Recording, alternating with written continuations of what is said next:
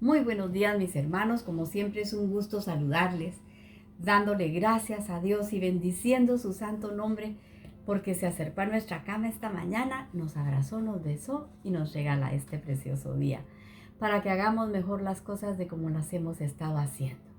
¿Qué vimos el viernes? Nos quedamos viendo el verso 6 del capítulo 12 de Romanos, que dice así: de manera que teniendo diferentes dones, según la gracia que nos es dada, si el de profecía, úsese conforme a la medida de la fe. Y vimos que profecía, la palabra griega, significa discernimiento. Nos dice que es la capacidad de poder explicar la escritura llamando al arrepentimiento. Y en hebreo la palabra profeta es naví, que significa dar fruto interior. Entonces, el que se llama profeta, nosotros lo debemos de examinar bajo lo que dice Deuteronomio 13. Porque ese es el mandamiento de Dios, para ver si verdaderamente es un profeta.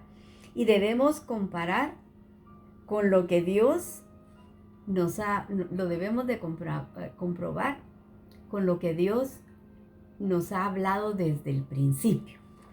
Entonces, el verso 1 de Deuteronomio 13 dice: cuando se levantare en medio de ti profeta o soñador de sueños, y te anunciare señales o prodigios, y si se cumpliere la señal o prodigio que él anunció, diciendo: vamos en poses de dioses ajenos que no conociste y sirvámosle, no darás oído a las palabras de tal profeta, ni al tal soñador de sueños, porque Yahweh vuestro Dios os está probando para saber si amáis a Yahweh vuestro Dios con todo vuestro corazón, con toda vuestra alma. En pos de Yahweh vuestro Dios andaréis y a él temeréis. Guardaréis sus mandamientos y escucharéis su voz. A él serviréis y seguiréis. Tal profeta o soñador de sueños ha de ser muerto, por cuanto aconsejó rebelión contra Yahweh, que te sacó de la tierra de Egipto y te rescató de casa de servidumbre, y trató de apartarte del camino. ¿Quién es el camino? Jesús es el camino, por el cual Yahweh te mandó que anduvieseis, y así quitarás el mal de en medio de ti. Entonces, mire, analicemos lo que estamos leyendo aquí, porque dice que aunque ese tal profeta o soñador de sueños haga señales y prodigios, y si aún así se cumplieren, pero te aparta, dice, de la palabra de Dios, es un falso profeta, un engañador. Aunque así abriera el mar, lo está apartando del camino, el camino que ya lo tenemos marcado, el camino que Yahweh mandó. Entonces no es un verdadero profeta, porque el verdadero profeta nos va a llamar al arrepentimiento. Fíjese, nos va a hacer discernir entre el bien y el mal. En Juan 6:45 dice así: todo lo que es profecía tiene que estar fundamentado por Dios. Y el 45 dice: escrito está en los profetas, y serán todos enseñados por Dios. Así que todo aquel que oyó al Padre y aprendió de él, viene a mí. Jesús hablando. Si alguien tiene don de profecía, es uno que se para a llamarnos a regresar al Señor, a regresar en arrepentimiento. Ese es un verdadero profeta. Los profetas del Antiguo Testamento iban con los reyes y les decían la verdad. Y no importaba si no les iba a gustar a los reyes. Muchas veces no les gustó a los reyes lo que ellos dijeron, pero les decían la verdad. Nosotros en la iglesia estamos estudiando los miércoles el primer libro de Samuel. Y vimos que aunque Samuel amaba a Saúl, le dijo lo que el Señor decía. Y no era algo sencillo. Le dijo: el Señor ha quitado el reino de tu mano. Te separó, le dice, porque tú desobedeciste la instrucción de Dios. Porque como pecado de adivinación, le dice, es la rebelión ante Dios. Saúl se había rebelado ante Dios, desobedeciendo el mandato que él le había dado. También recuérdese cuando David tomó a Betsabé, la esposa de Urías, un soldado del ejército del rey David, fíjese, uno de los llamados los valientes de David, tomó a la esposa de este hombre, David. El profeta Natán va y le cuenta que un hombre rico que tenía muchísimo dinero y muchísimas ovejas, como había tenido a alguien que había llegado a visitarlo, en lugar de matar de las ovejas que él tenía, tomó la oveja de un hombre pobre que solamente tenía una ovejita. Cuando David oyó, inmediatamente dictó sentencia y dijo: ese hombre es reo de muerte y debe de pagar 4 veces lo que hizo. Y el profeta Natán le dijo: ese hombre eres tú eres ese hombre.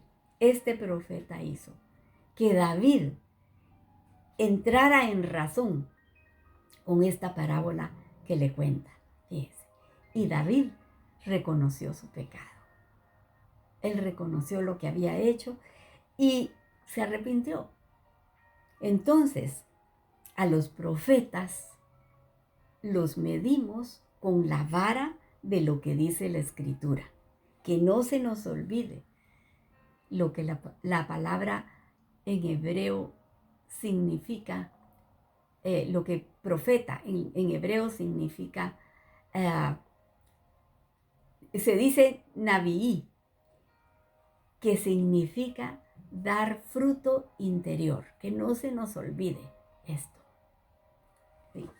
Otra de las palabras que vamos a ver es la palabra servicio, que es otro don que alguien de nosotros puede tener, el don del servicio. Y esta palabra en griego es diaconía, y es la palabra que nosotros conocemos como diáconos. Y es un regalo de Dios, el don es un regalo, fíjese, para servir a los demás.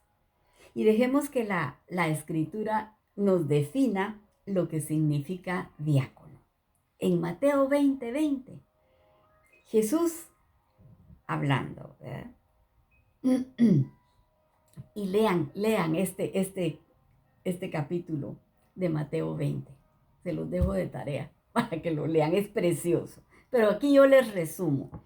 Jesús está hablando con sus discípulos y llega la madre de los hijos de Zebedeo. Y le dice: Jesús, yo quisiera que estos 2 hijos míos se sienten, uno a tu derecha y otro a tu izquierda. Le pide que se sienten en lugares de honor. Y Jesús le dijo: no sabéis lo que estás pidiendo. ¿Pueden ustedes beber del vaso que yo voy a beber?, les dice Jesús. Y luego más adelante les dice: a la verdad sí beberéis de ese vaso, pero no está en mí el darte esos lugares. Esos lugares solamente mi Padre que está en el cielo. A Él le corresponde darles, le dice Jesús. En el 25 le dice: Entonces Jesús llamándolos les dijo: sabéis que los gobernantes de las naciones se enseñorean de ellas, y los que son grandes ejercen sobre ellas potestad.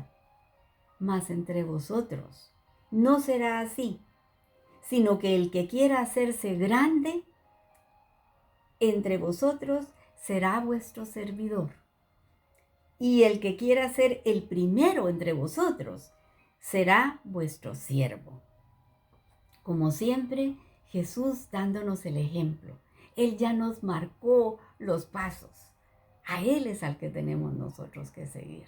Y aquí nos está hablando de que si queremos ser los grandes en la iglesia, entonces tenemos que ser los siervos, servirles a los demás.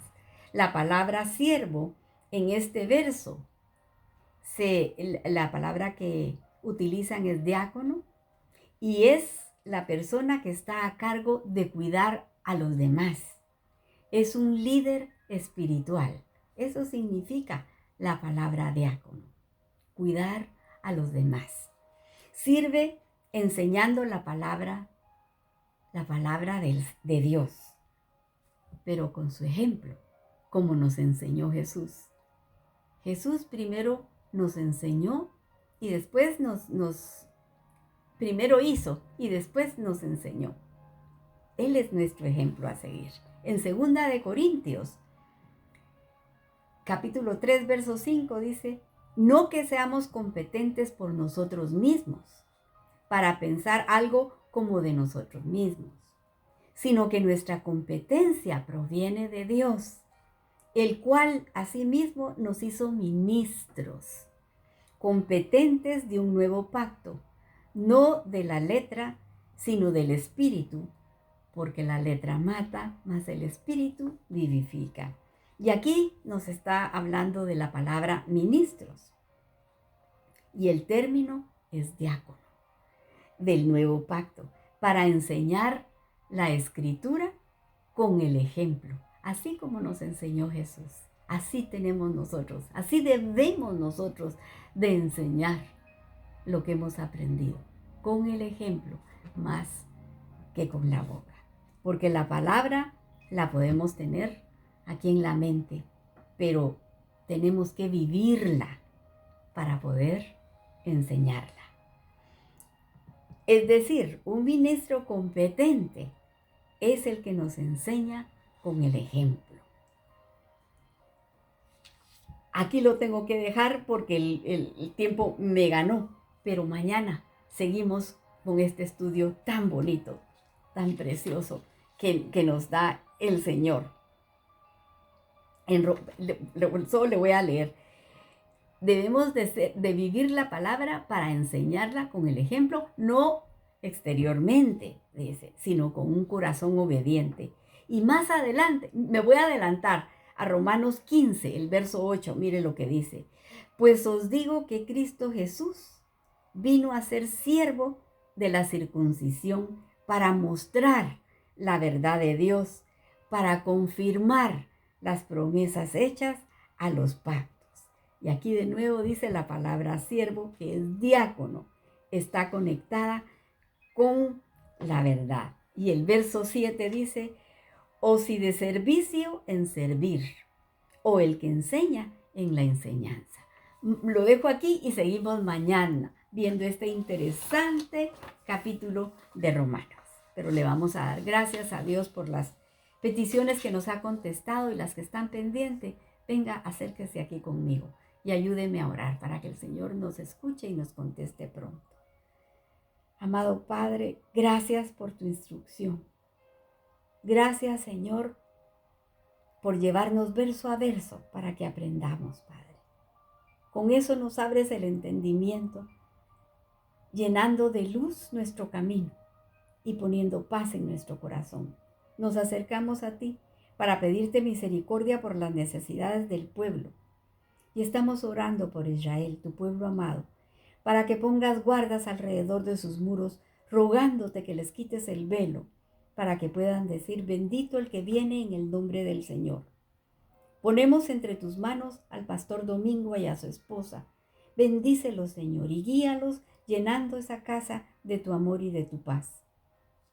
También te pedimos por el matrimonio del hermano Rudy, para que seas tú, mi Señor, quien los aconseje. Te pedimos por el hijo de la hermana Mirna, para que regrese a tus caminos. Y oramos por la mamá de Lucy. Pon tu mano, Señor, sánala. Te pido por el hermano Luis Maya, para que tú tomes el control de su vida trayéndole paz a su corazón. Y te pido por Gabriel. La mamá está rogando para que se aparte del vicio y pueda encontrar el camino para seguirte. Y Señor, te pongo a Leslie, para que tú la sanes, Señor. Pon tu mano preciosa, es tan jovencita. Sánala, Padre amado. También por Gabriel, este jovencito con los riñones dañados, Señor. Sánalo completamente, pero también sana el matrimonio de sus padres, Señor. Y Javier Fernández, Padre. Te pido por él. Ayúdalo, Padre. Tú conoces su situación. Protégelo, Padre. Y toca el corazón de Alicia, su esposa, llenándola de tu paz, para que ella vea que tú también tienes tu mano levantada haciendo milagros todavía. Ponemos entre tus manos a la hermana Angelita. Ayúdala con fortaleza y salud. Ella es tu sierva, Padre. Por Dylan Morales, este jovencito con agua en el cerebro. Seguimos orando por él hasta saber que está de pie. Por Audrey, Señor, yo la pongo entre tus manos, suplicándote que la sanes, Señor. Sana su cuerpo para que todo vuelva a la normalidad, Padre. Por Jordan, la pongo entre tus manos, Señor, para que recuerde lo que aprendió de niña y no se salga del camino. Por Iván y Avellán seguimos orando con fe, por sanidad para toda su familia. Por Amparo Ortega, por su salud, tócala, mi Señor. Y por la audiencia de Guatemala, Centro y Suramérica, mandamos la bendición de tu palabra. Y si alguien escuchó y tocó su corazón, yo le aconsejo que se arrepienta de sus pecados, que le pida perdón a Jesús para que pueda tener la vida eterna. Porque todo lo pedimos en el precioso nombre de tu Hijo amado Jesús. Amén y amén. Que el Señor les bendiga, mis hermanos, si Él lo permite. Mañana a esta hora nos estamos abrazando con su preciosa palabra. Pero para el día de hoy, que Él mantenga su mano sobre la cabeza de cada uno de ustedes. Bendiciones.